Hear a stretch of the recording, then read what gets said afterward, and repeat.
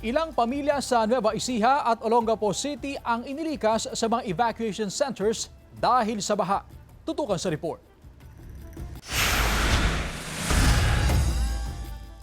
Binaha ang Barangay Santa Lucia at Barangay Mayamot sa Zaragoza, Nueva Ecija dahil sa nararanasang pag-ulan.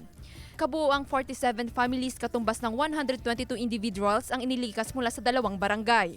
Sa sitio Balambong ng Barangay Mayamot, umabot sa 5 talampakan ng antas ng baha. Dahil sa patuloy na pag-ulan, nananatiling nakaantabay ang mga emergency responder at rescue team sa buong lalawigan.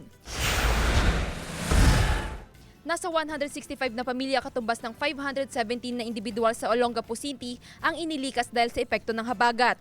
Umapaw ang ilog sa ilalim ng Del Rosario, Santa Rita at Calaklan Bridges. 11 barangay ang binaha. Suspendido ang klase sa lahat ng antas ngayong araw dahil sa masamang panahon. Naka-work from home arrangement naman ang mga tanggapan ng pamahalaan, maliban sa mga kawani na nagbibigay ng basic, disaster response at health services. Jewel Fernandez, One North Central Luzon.